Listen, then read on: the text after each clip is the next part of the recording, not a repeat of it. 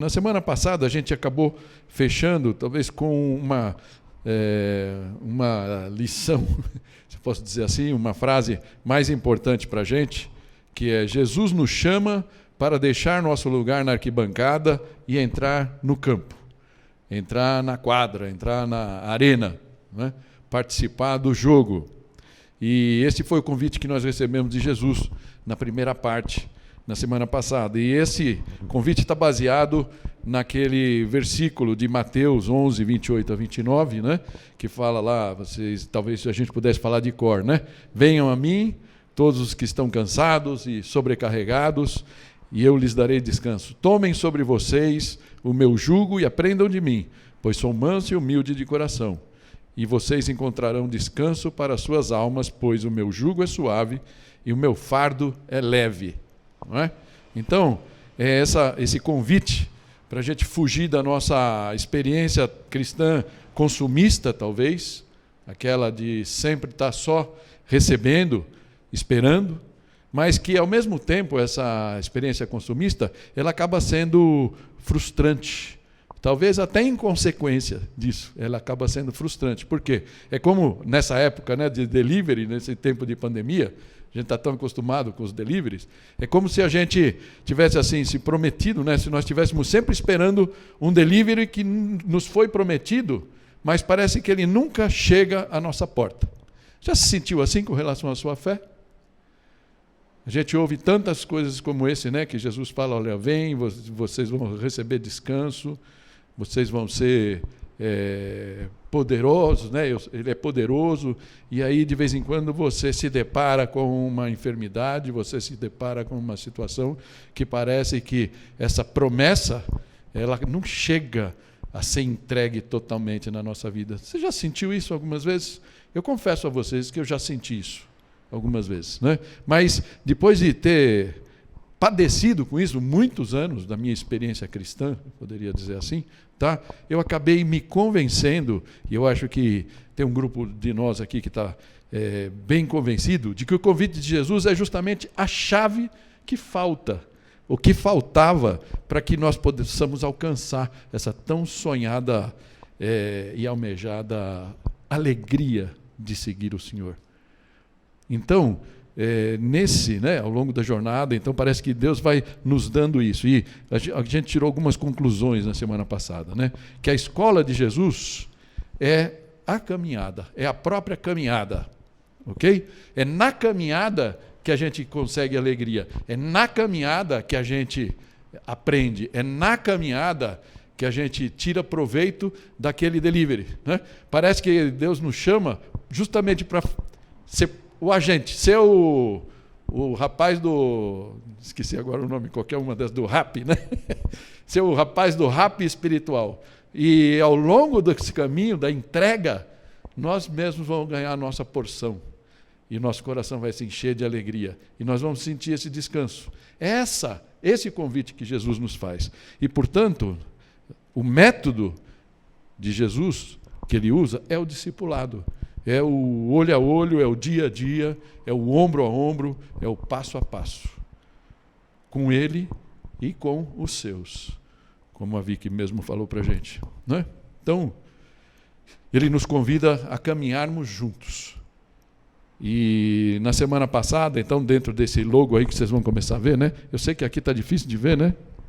Tem um logozinho ali que fala do conectar, do crescer e do servir. A semana passada nós vimos chamados a crescer, nesse sermão de 3 partes, né? E hoje eu queria convidar vocês para que a gente pudesse ver esses chamados a servir. Amém? E eu queria começar isso, antes da gente orar, lendo o texto que vai ser o primeiro texto que a gente vai usar aqui. Vamos tentar tirar dele as lições para a nossa vida hoje, de Mateus 9, a partir do versículo 35. Amém? E diz assim: Jesus ia passando por todas as cidades e povoados, ensinando nas sinagogas, pregando as boas novas do reino e curando todas as enfermidades e doenças. Ao ver as multidões, teve compaixão delas, porque estavam aflitas e desamparadas, como ovelhas sem pastor. Então disse aos seus discípulos: a colheita é grande, mas os trabalhadores são poucos. Peçam, pois, ao Senhor da colheita que envie trabalhadores para a sua colheita. Amém? E eu queria que a gente extraísse desse texto 4 pontos que eu confesso a vocês que, no fundo, eles se mesclam um pouquinho, mas só para que a gente possa passar a ser mais didático, né? Ele é assim: como servir, a quem servir, quem vai servir e quando servir. Amém? Vamos, então, orar para que o Senhor nos acompanhe nessa jornada. Senhor Deus, nós queremos Te louvar, Te agradecer pelos nossos queridos e amados irmãos que estão aqui, por aqueles que nos assistem pelo YouTube, Senhor, que o Senhor possa abençoar cada um. O Senhor possa preparar os ouvidos e o coração para a mensagem e os ensinamentos que o Senhor tem para cada um de nós hoje. Que eu seja apenas, Pai, o Teu instrumento nessa manhã. É o que eu Te peço em nome de Jesus. Amém. Amém? Então,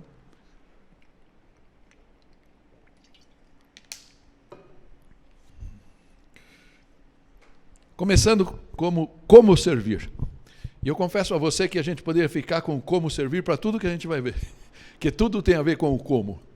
Mas, tentando fazer uma separação, vendo um pouquinho o ministério de Jesus, no versículo 35, né, fala que Jesus ia passando por todas as cidades e povoados, e tem 3 coisas aqui, né, que estão grifadas aí, para a gente pensar.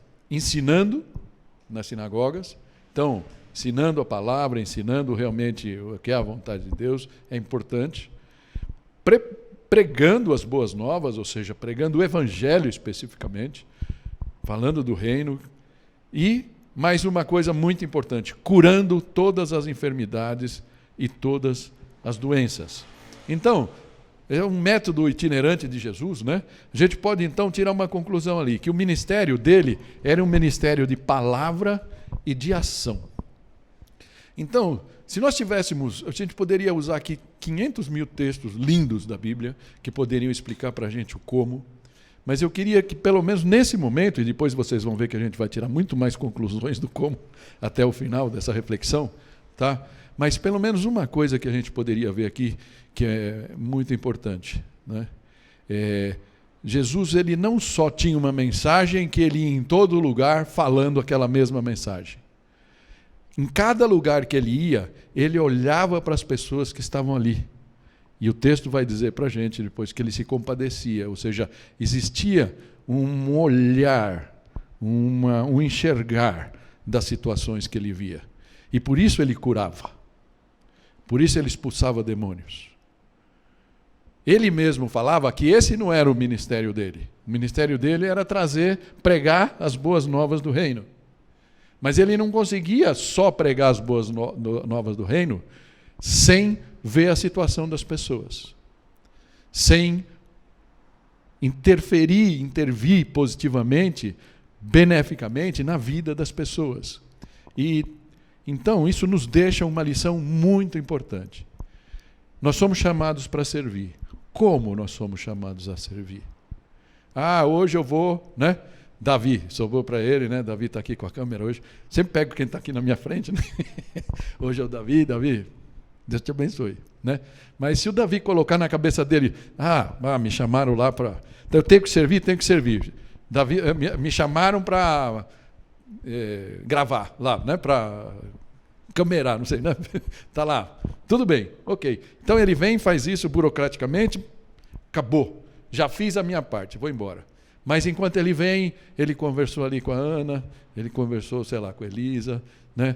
Cuidou da irmãzinha dele, Alice e tal, e Deus, ele pode ter sido útil, muito mais útil, no trajeto até aquele objetivo final, que é participar da filmagem, do que se ele não olhar para nenhum dos 2 lados. Entende o que eu quero dizer?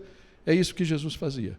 Então, que a gente retenha isso nesse primeiro ponto, embora o texto não explique tanto para a gente. Mas eu acho muito importante que a gente pense nisso, né? Isso envolve dons espirituais, envolve fé, envolve disposição, tantas outras coisas que nós vamos trabalhar ao longo do tempo, neste ano, com certeza, tá? Mas que hoje ficam aqui só como um lembrete para a gente. Jesus era o maior craque nisso, em olhar para as pessoas e conseguir ver por trás das pessoas. E a gente vai aprofundar um pouco isso. E ele é o nosso mestre. Ele era o mestre dos discípulos. E ele é o nosso mestre hoje. Que a gente possa se abrir para isso, para aquelas mensagens que ele tem para o nosso coração. Amém? Amém. Segundo ponto é a quem servir. E é onde eu queria gastar os próximos minutos, né? Versículo 36, e a gente vai vendo bem por partes aí, ele fala, ao ver as multidões, teve compaixão delas.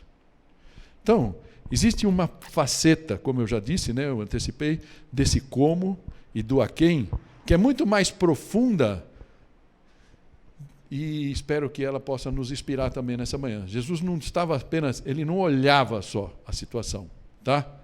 Ele vê, ele enxerga. Você consegue entender a diferença entre olhar e ver? Parece que ele olha para aquela situação, ele vê aquelas pessoas, tá? E ele se comove. O coração dele fica comovido. Então, por que será que ele se comoveu daquelas pessoas? Será que ele olha e fala, bom, ele chega a essa conclusão, que elas estavam aflitas e desamparadas.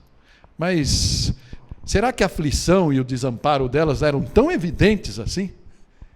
Será que quando a gente olha para as pessoas hoje, as pessoas com quem a gente se relaciona, a gente consegue ver se elas estão realmente desamparadas e aflitas? Ou será que isso era só para aquele momento de Jesus? Será que a gente não está vendo isso no nosso meio hoje, com essa pandemia que está no nosso meio? Tantas pessoas amadas, queridas, falecendo, né?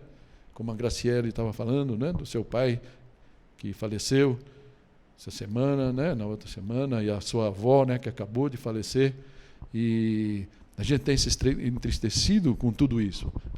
As pessoas estão aflitas também, hoje, tá? Mas por que algumas vezes a gente não consegue ver isso?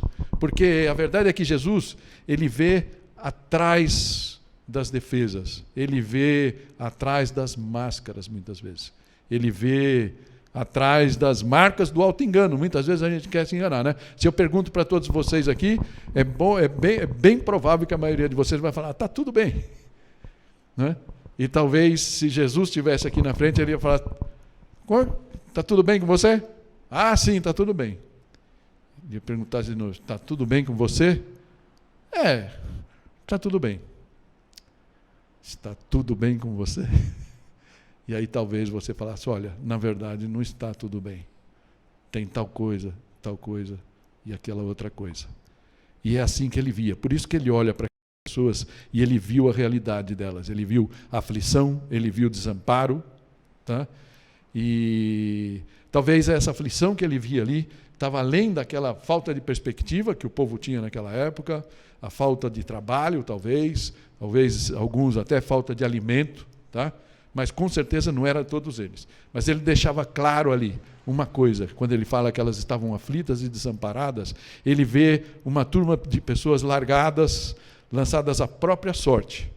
Por isso, ele vê elas como, o texto nos fala, como ovelhas sem pastor. Amém? É assim que ele via aquelas pessoas que estavam ali. Pessoas indefesas, sem um protetor, sem um cuidador, alguém que realmente se importasse com elas e por elas. E eu creio que essa é a mesma situação que ele vê quando ele olha para a nossa sociedade hoje, para os nossos dias. Nós estamos cansados de ver. Naquele tempo existiam religiosos, né? Existiam aquelas pessoas, mas que eram, eu acho que eles estavam mais como políticos do que como religiosos. Aquelas pessoas do Sinédrio, os fariseus e tudo mais. Era um misto de político com religioso, mas eles estavam muito... eles cumpriam a regra toda, mas o povo não era importante para eles. Eu não sei como você está vendo esse momento, e a gente tem tido alguns embates, mas Deus tem me chamado a dar um passo atrás. Mas eu acho que como cristãos é muito importante a gente olhar todas essas narrativas que a gente tem visto, né? Muitos políticos que estão sendo proeminentes nesse momento e começam aqueles discursos em nome da ciência, em nome da ecologia, do direito individual de ser o que você quiser ser, né? Se é homem, você quer ser mulher, se você quer ser mulher, você quer homem, trans, o que for, não é? O aborto, tantas coisas, certo? Então, a cada dia uma opressão maior para o quê? Que se estabeleça uma forma de ser assim, o politicamente correto. O politicamente correto está se tornando cada vez mais estrito e mais estreito. E se você pensa um pouco diferente daquilo, você perde até a sua conta de YouTube. A gente precisa começar a tomar cuidado com o que fala aqui, porque a polícia está cada vez maior e talvez você, de uma hora para outra, está na sua casa e tenha que vir para cá se quiser assistir o culto, não é?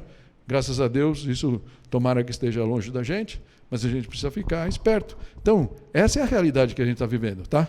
Mas quem está, na verdade, pautando o politicamente correto? Quem está pautando o politicamente correto? Está realmente preocupado com você? Ou está cada um cuidando do seu próprio interesse? E nós somos apenas uma massa de manobra em tudo isso. Era assim no tempo de Jesus. E eu estou convencido que é assim hoje. Portanto, esses ensinamentos desses textos bíblicos, eles são válidos para a gente hoje também. Então, quando todas as máscaras caem, a realidade da nossa vida salta. O que salta? A nossa desorientação, multiplicidade de narrativas, mas nenhuma com resposta efetiva para as questões que nos atormentam e que machucam muitas vezes a nossa alma. Tá? Nenhum bálsamo, mas muitas críticas e muitas acusações, né? Discurso de ódio, né? Discurso de ódio. Já ouviu isso? O discurso bíblico está começando a ser chamado de discurso de ódio. O próprio Deus, o Deus de amor. Uma sensação de desesperança. Então, onde estará a verdade em tudo isso? Todos somos escravos dessa desesperança, tá? Mas em meio a toda a desesperança aparece uma voz de Jesus, dizendo uma frase, um versículo bíblico que está tendo até sendo gasto, né? Talvez da forma errada. E conhecerão a verdade, e a verdade os libertará. É isso que Jesus defendia, e é isso que ele trazia para as pessoas. Nós não precisamos ser escravos da desesperança. Nós fomos chamados para aprender de Jesus e servirmos junto com ele. Amém? Esse é o nosso chamado. E eu queria continuar então, né? Falando assim, Jesus nos chama a servir aos desesperançados dos nossos dias. E para que isso seja verdade, né, nós precisamos abrir os nossos olhos espirituais. Nós precisamos ver por trás de uma crítica que uma pessoa que a gente conhece coloca no nosso grupo de WhatsApp. Certo? E isso é uma coisa que a gente vai ter que aprender a lidar. Porque Paulo fala lá em Efésios 6, né, que nossa luta não é contra carne e sangue, não contra seres humanos, mas sim contra os espíritos, os poderes espirituais que estão comandando esse mundo. Ok? Mas Jesus mesmo olha aquilo lá e ele vê que tem um problema, tem uma questão a ser resolvida. E eu só estou seguindo no texto. Versículo 37. Então disse aos discípulos: a colheita é grande, mas os trabalhadores são poucos. Eu vou abrir um parênteses aqui para pensar. Primeiramente, tá? Surge uma pergunta. Onde ele vê uma colheita? Pensa bem. Se hoje Jesus chegasse, visse a nossa sociedade, pegasse todos os nossos grupos de WhatsApp, toda essa situação que a gente tem, pró um ou pró outro, né? Quem tem a razão, impeachment, não impeachment, cada um tem uma posição, e ele olhasse para essa situação e falasse assim: olha que colheita, olha que colheita, olha que plantação. E aí a gente fala assim: está maluco? Eu não consigo enxergar isso, né? Talvez tenha sido a situação dos discípulos naquele momento. Ele olhava aquele povo todo caído, o povo quebrado, falava: aonde ele está vendo? Como ele pode dizer isso? Baseado em quê? O que ele vê além de um bando de gente quebrada? Um bando de gente resistente, né? Isto mais uma vez reforça a visão que ele nos convida a ter juntamente com ele. Se nós somos de Cristo, se nós somos cristãos, ele nos chama a vermos diferentes, não entrarmos nesta ciranda do mundo, ok? E ele estava chamando os discípulos então para ver ali. Ele não vê a aparência das pessoas, mas nem das coisas. Tá? Ele vê o coração, o âmago da questão. Ele vai fundo, ele vê por trás. Tá? Tinha anotado aqui uma coisa, mas talvez eu lembro quando a gente veio ver esse prédio aqui, já há 8 anos. Né? O Enéas foi o primeiro, nosso diácono, né? E talvez Deus tenha dado um vislumbre para ele. Esse prédio aqui não tinha nada, né? Era uma coisa totalmente diferente. E a gente olhava aqui e você não conseguia ver uma igreja aqui. Né? Mas, de alguma maneira, Deus colocou no coração dele, tanto que ele me ligou, né? A gente estava procurando ele também. E aí ele falou, Carlos, queria que você desse uma espiada aqui. A gente veio, eu não era o pastor, né? Eu era só um presbítero, mas a gente estava numa comissão que estava buscando coisas, e aí eu entrei, de alguma maneira eu não tenho esse olho, muitas vezes, né? Eu tinha posto aqui até o olho do nosso arquiteto na época, o Paulo Galvão, o irmão Paulo Galvão, que está em São Sebastião agora, né? Morando lá, e a gente não viu, eu lembro que alguns vieram, o pastor não viu tanto, algumas pessoas vieram aqui e falaram, não dá, vamos abandonar esse prédio, mas a gente insistiu um pouco, acabamos alugando o prédio, e aí os olhos do arquiteto, né, o Paulo Galvão veio, olhou, e ele viu tudo isso que a gente tem hoje. Você não está vendo, né? Talvez você não conheça o nosso prédio. A gente tem um mezanino lá em cima, a gente tem cozinha, a gente tem a sala pastoral, né? Coisas que o arquiteto consegue ver e a gente não. Se a gente traduzir isso em termos espirituais, né, Jesus nos chama para ver coisas que os nossos olhos naturais não conseguem ver. De repente você está num banco, tem uma pessoa lá que começa a demorar, começa a brigar lá, a gritar, e fica querendo te colocar no papo e você, politicamente correto, não vou nem olhar para esse maluco aí. Né? De repente é exatamente a oportunidade que Deus está te dando para você falar de Jesus para aquela pessoa. Sabe essas coisas? Ele fala, olha a colheita aqui, ó.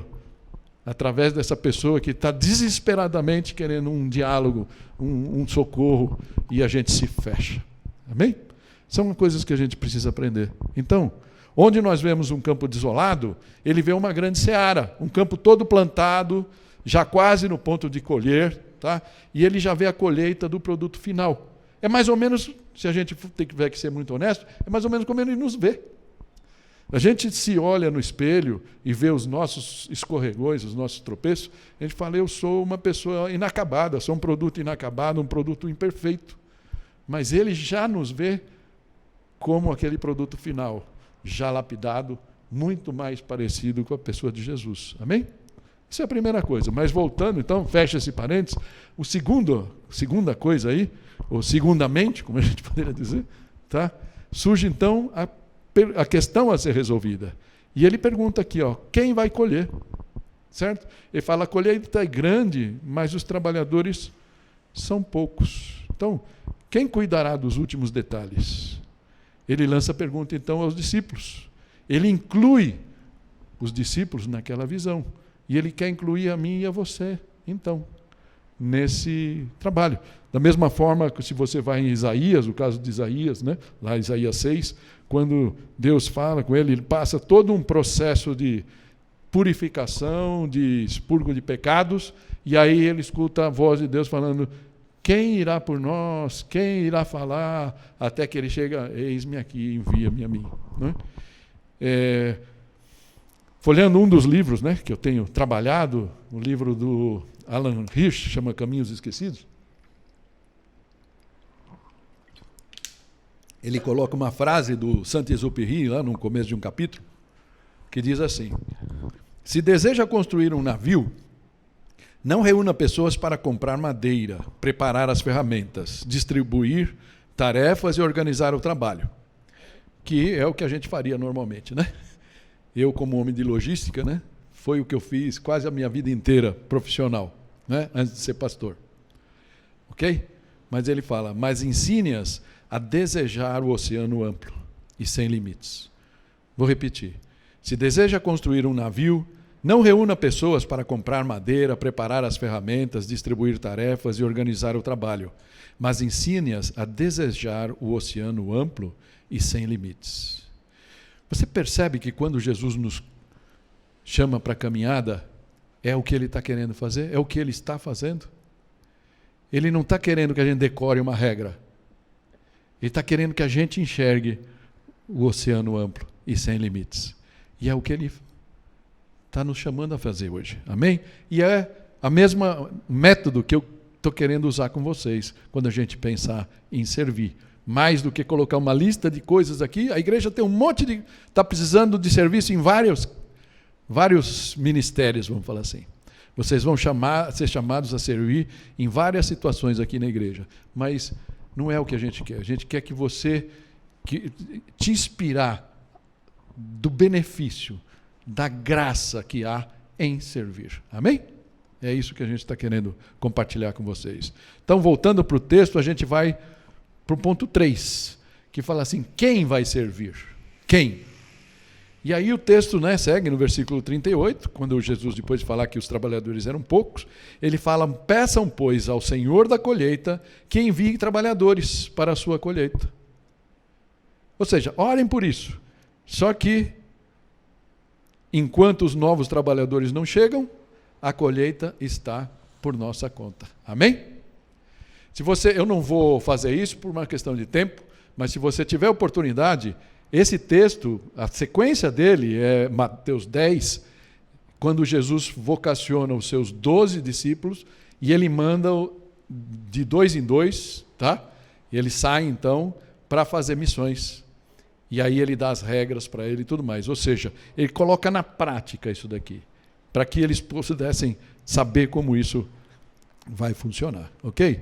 Então, você pode falar, não, tudo bem, bacana isso aí, mas onde eu me encaixo, como eu sirvo, quando eu tenho que servir. Então, isso nos leva para o último ponto que eu queria explorar com você. E eu estou colocando aqui, quando servir. Como eu disse, poderia de novo ser como, mas é o quando que eu quero que a gente pense aqui. O versículo Efésios 5, aqui nós vamos passar para um outro texto, dos versículos 15 a 17, diz assim, tenham cuidado com a maneira como vocês vivem, que não seja como insensatos, mas como sábios, aproveitando ao máximo cada oportunidade, porque os dias são maus. Portanto, não sejam insensatos, mas procurem compreender qual é a vontade do Senhor. Amém? Ele começa de uma forma bem contundente, aí, né? Ou seja, não sejam insensatos, ou nécios, ou tolos, dependendo da versão de Bíblia que você tem, mas como sábios. E eu vou explorar isso um pouco depois. Versículo 16, então, ele fala, aproveitando ao máximo cada oportunidade. Dependendo da Bíblia que você tem na mão, talvez você mais tradicional tenha decorado a versão da Almeida que fala remindo o tempo. Remindo o tempo porque os dias são maus, né? Ou aproveitando bem o tempo, a nova Almeida atualizada fala assim, aproveitando bem o tempo. Mas quando a gente vai no original, e é muito legal a gente ver isso aqui, né? E eu não quero gastar muito tempo nisso, que é como se falasse assim, olha, redimir o tempo, resgatar o tempo, resgatando o tempo, tá? Fazer uso sábio e sagrado do tempo. Só que a palavra tempo que é usada aqui não é o tempo cronos, é o tempo, mais uma vez, o tempo kairos, que tem a ver com a oportunidade. Por isso, essa tradução da NVI é muito feliz nesse ponto. Tá? Então, nós somos chamados o quê? A aproveitar ao máximo cada oportunidade que Deus nos dá. Esse kairos de Deus. Tendo realmente o conceito de agarrar essas oportunidades. E é interessante que quando ele fala porque os dias estão mal, né, são maus por quê? Porque tem oportunidades que vão passar na nossa frente. E elas nunca mais voltarão.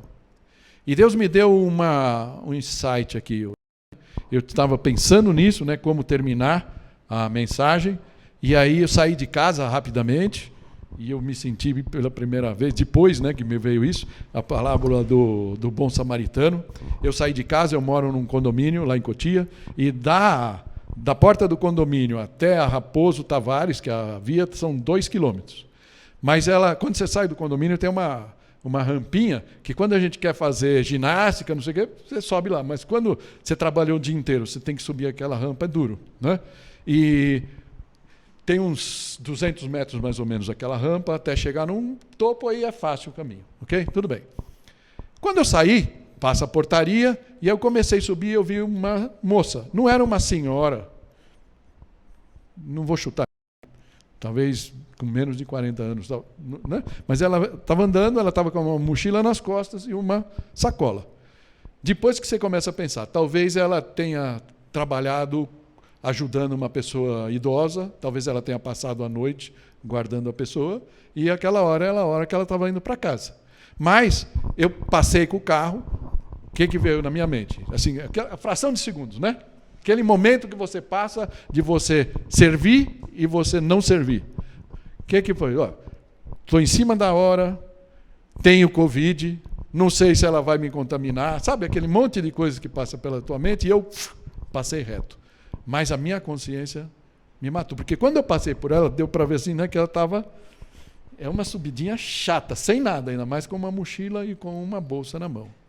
E aquilo me pegou. E aí eu escutei o Senhor falando, eu te protegeria. E aí a única coisa que eu pude fazer, lógico que eu não dava para voltar, porque eu já estava, né, mais para frente no caminho, mas aquilo me pegou. E eu falei, Senhor, me perdoa. Eu perdi uma oportunidade que nunca mais vai se repetir. Quantas oportunidades você tem perdido de servir? Quando ele fala, porque os dias são maus, é importante a gente pensar, porque pode ser a única oportunidade que uma pessoa pode ter. Voltando àquela pessoa que está no banco, né? E de repente ele começa a falar alto, começa a reclamar porque está demorando, e você, de repente, Deus fala assim, fala com ele. E você falar com ele uma palavra amena, a atenção de uma pessoa para aquela pessoa pode ser a salvação daquela pessoa. Pode ser que aquela pessoa saindo dali pode fazer algum ato extremo, a gente nunca sabe. Então nós precisamos estar sensíveis a essas coisas. Então, quando a gente pergunta quando servir, nós somos chamados a servir continuamente. Sabermos quando servir. Tem um monte de coisa para fazer aqui na igreja, você pode ser muito útil, mas Deus quer nos usar muito além disso. Amém? É isso que eu queria deixar para vocês. E o versículo 17, ele fala, portanto, não sejam insensatos, mas procurem compreender qual é a vontade do Senhor. A exortação do apóstolo é para que não sejamos tolos, meninos, meninas de fé, brincando como se a nossa fé fosse apenas um artigo de consumo, mas que a gente realmente leve a fé, né? Então, eu não quero me repetir aqui, o texto que a gente ouviu muito recentemente, mas se você lembrar da exortação de Jesus, em Mateus 5:13, parte do Sermão do Monte, ele fala, vocês são sal e luz, sal da terra e luz do mundo. Tá? Então ele não falou, esmerem-se para ser sal, tentem ser sal. Não, ele fala, vocês são. Então nós temos que nos repensar realmente, estamos sendo sal e luz? Ele faz até uma, digamos assim, uma reprimenda muito feia, né? Quando ele fala assim, ó, se você perdeu, se você for um sal e perdeu o sabor, para que você serve? Não é? Mesma coisa da luz. Ele fala, se você é a luz, eu vou colocar você embaixo de uma vasilha, brilhe, brilhe. Eu ia até contar um caso que aconteceu. Eu fiz aniversário essa semana, né? Então, obrigado para todos que me cumprimentaram, mas tem alguns amigos. Eu tenho alguns amigos profissionais, né, de muitos anos, que a gente já teve muita história, e um deles, ele chama Amilcar, tomar liberdade de falar o nome dele, né? E ele é um amigo muito querido, muito prezado, né? Ele fez encontro de casais, aconteceu coisas maravilhosas com ele também durante esse encontro, mas ele ainda não se rendeu, acabou indo para outra cidade, mora no interior hoje e tal, mas ele costuma fazer nos aniversários dos amigos do grupo, a gente trabalhou muitos anos juntos numa mesma empresa, e ele faz quase que um poema. E ele fez um poema falando de mim. E é interessante que no meio daquele poema, ele citou uma coisa que me fez pensar de um amigo que me apresentou a Cristo, que hoje mora nos Estados Unidos, que eu tinha falado um dia antes com ele. E aí, nesse papo que a gente estreitou, que a gente fazia muitas coisas, não vou ler aqui, né? Porque parece que é confete na minha cabeça, né? Mas nesse coisa ele fala, e ele falando comigo em terceira pessoa, né? Num determinado momento, o Carlão estreitou relacionamento com o Ricardo, um outro colega, que tinha, e ele chama assim, o Ricardo, um gentleman, depois, ou seja, um cavalheiro, mas ele fala assim, que foi um farol naqueles tempos. Veja bem, uma pessoa de fora, uma pessoa não cristã, vamos falar assim, que não entregou seu coração para Cristo totalmente, tá? Olha um lance eu não era cristão, certo? O Ricardo era. E como ele descreve o Ricardo? Ele descreveu o Ricardo como um farol. O Ricardo era um menino corintiano, é nóis. Os palmeirenses agora estão todos, né? Ainda bem que para ser presbítero nessa igreja tem que ser corintiano, certo? Tô brincando, hein, gente? Mas por isso que tem uns aqui que tentam, mas não conseguem, porque não tem o time certo. Tô brincando. Mas tá vendo? Fui brincar. Então ele era um rapaz normal. Brincava, foi até uma época que o Corinthians quebrou um tabu, que não ganhava um campeonato há muito tempo, ele ganhou justamente naquela época do Ricardo. Eu lembro que ele era muito engraçado, simpático, mas esse rapaz me apresentou para Cristo.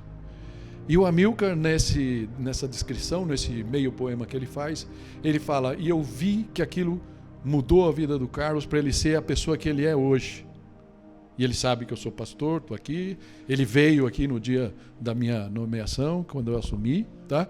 E ele fala, eu não conseguia entender, mas eu intuía o que estava acontecendo. Então, é assim que o mundo nos vê. E eu dou glória a Deus, graças a Deus, e eu compartilhei isso com o Ricardo, para que ele nunca se sinta diminuído daquilo que Deus já usou ele na vida dele, que ele já fez no passado.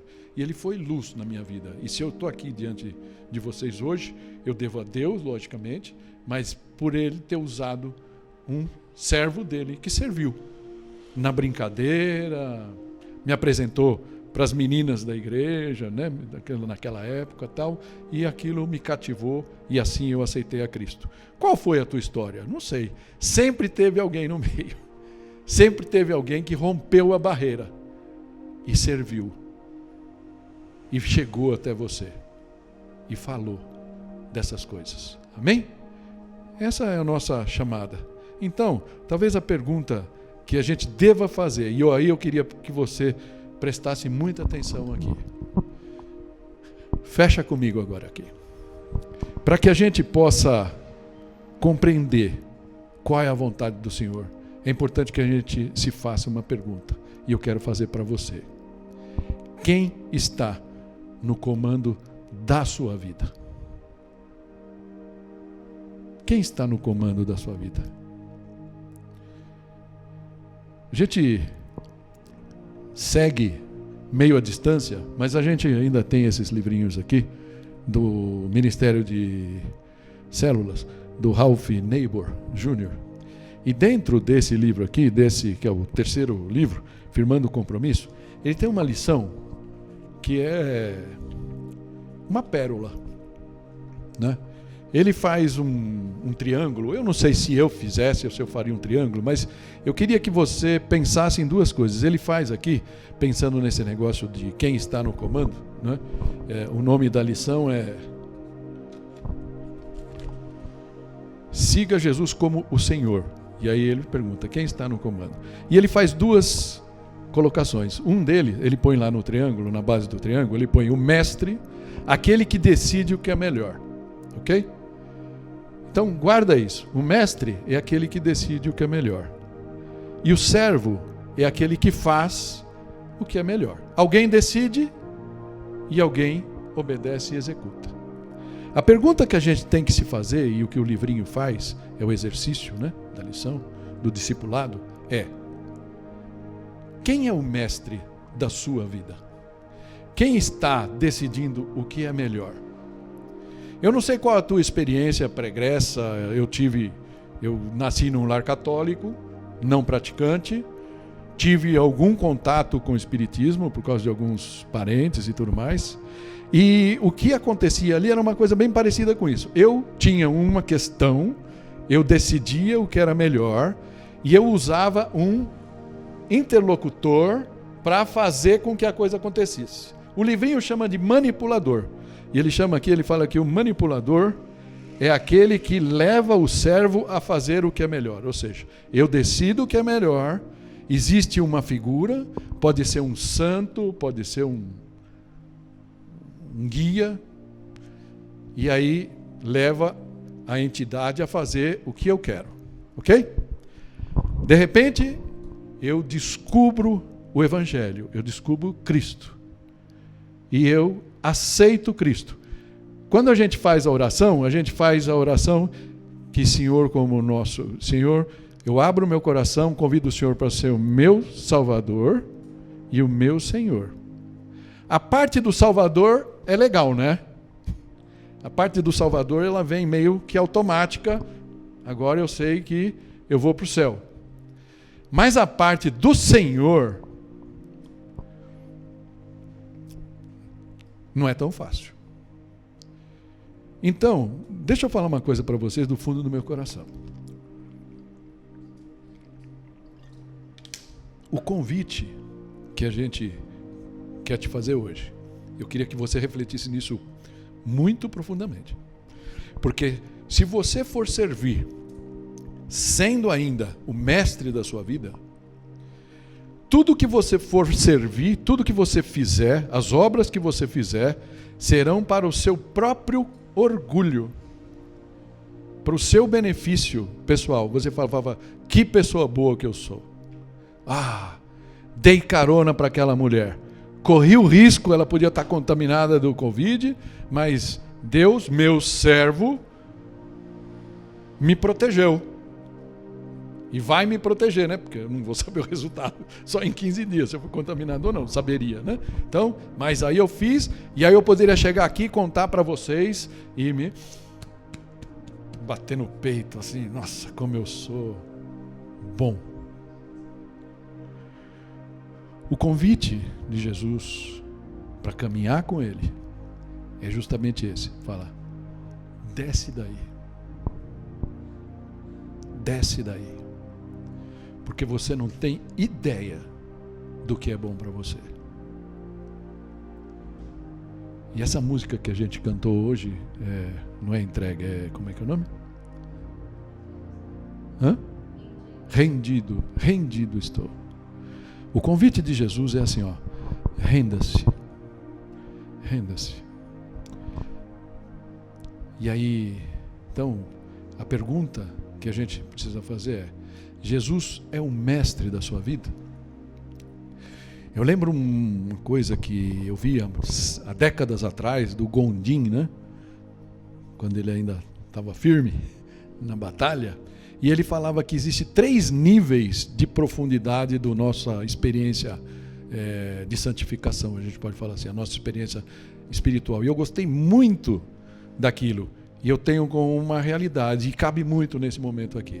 Ele falava assim, o primeiro nível é você aceitou Jesus como teu Salvador, você entendeu o Evangelho, você entendeu o sacrifício que Jesus fez na cruz, ok? Então, legal, eu abri meu coração para Ele, Ele é meu Salvador, eu vou para o céu, mas eu ainda estou no comando, a rédea é minha, certo? Existe um momento que a ficha cai, e é o que eu estou chamando você hoje aqui a fazer. Fala, olha, minha experiência cristã é frustrante, o delivery não chega na minha porta, eu vejo gente que está se deliciando com os manjares da entrega, do delivery, e eu não consigo. Então, talvez o passo que esteja faltando para você é esse, se render, sair do trono, inverter. No livrinho é um triângulo, né? As laterais tem outras coisas aqui, né? Mas imagina o seguinte, está assim, ó, você é o mestre que decide, lá em cima o servo que faz. E o convite é para você fazer isso, ó. Quem decide é Jesus, é Deus. Ele sabe o que é certo, Ele sabe o que é melhor. E aí, você faz, você obedece. Mas para isso acontecer, você precisa ter certeza de quem está no comando da sua vida. Você quer fazer isso hoje? Nós vamos orar por isso. Mas só para não perder o que eu falei dos 3 níveis, o terceiro nível é, depois, você está na caminhada com Jesus, você está andando com Ele. Depois que você deu o segundo passo, você está rendido a Ele. Ele vai te dando a alegria de participar do sonho dEle. Do sonho dEle. E aquele momento quando você vai olhar para esse bando de grupos de WhatsApp que você tem com certeza, seja da família, seja do trabalho, e você fala esse bando de gente resistente, esse bando de gente, sei lá, o adjetivo que você quiser, e você vai falar, olha que campo pronto para a colheita. Eu vou entrar lá e vou ajudar. Vou começar a puxar as mãozinhas que estão para cima. Amém? Esse é o terceiro nível de espiritualidade. Se você me pergunta, somos chamados a servir? Todos. Todos. Quando nós devemos servir? Sempre. Quando você dá o segundo passo, você abre os teus ouvidos. No livrinho ele atrela isso a você ter um quarto de escuta. E eu já vou terminar, tá? Aquele lugar onde você para escutar Deus falando com você. E isso é treino, é trabalho. Primeiro lugar onde ele fala com você é através da palavra dele, certo? Se a gente conhece a palavra dele, muitas vezes aquele versículo vem. Já aconteceu com você? Você está fazendo alguma coisa, você está num problema, aquele versículo brota na tua cabeça. Outras vezes ele sopra no seu ouvido, como ele soprou no meu ouvido hoje. Eu te protegeria. Eu te protegeria. Abre os seus ouvidos para que Ele possa falar com você, né? Aprenda a entender a voz de Deus. Ele habita no seu interior. Se você um dia abrir o seu coração para Ele, Ele não está nas nuvens, Ele não está no céu, Ele está dentro de você. E é de dentro de você que Ele está falando. Abre o seu ouvido. Larga as rédeas e descansa nele. Amém? Fecha teus olhos. Pai, eu quero te agradecer, Senhor, por esse lindo ministério que Jesus nos chama a seguir junto com Ele.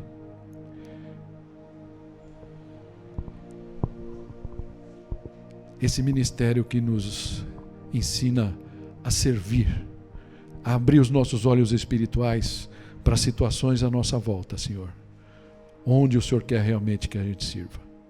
Mas para esse passo ser uma coisa natural, uma coisa que logicamente só com o Teu poder a gente consegue fazer, ó Pai, existe um passo que nós precisamos dar como discípulos Teus, que é sair do trono das nossas vidas. Senhor, eu queria orar com as pessoas hoje que querem dar esse passo. E eu queria abrir nesse momento da oração, se você está aí na sua casa, se você está aqui hoje, não importa. Eu queria que você orasse junto comigo assim: Senhor Jesus, hoje eu entendi a questão do comando do meu coração. E eu quero me render a Ti, Senhor. Hoje eu declaro, não sou mais eu o mestre da minha vida. Não sou eu quem decide o que é melhor para mim. O Senhor, Senhor Jesus, é o mestre da minha vida. E eu sou o servo. A partir de hoje, Senhor, eu quero ouvir a Sua voz e quero obedecer aquilo que o Senhor tem para mim. que eu possa te servir de coração, Senhor. E eu sei que eu vou me alegrar através dessa caminhada. Porque, como o Senhor disse, o seu fardo é suave, o seu jugo é suave e o seu fardo é leve. Em teu nome eu oro, em teu nome nós oramos. Senhor Deus, abençoa todas as pessoas que neste dia tiveram, Pai, a consciência e resolveram dar esse passo de profundidade na sua estrada espiritual. Abençoa cada um, Pai. Fortalece cada coração e direciona. Em nome de Jesus. Amém. Amém.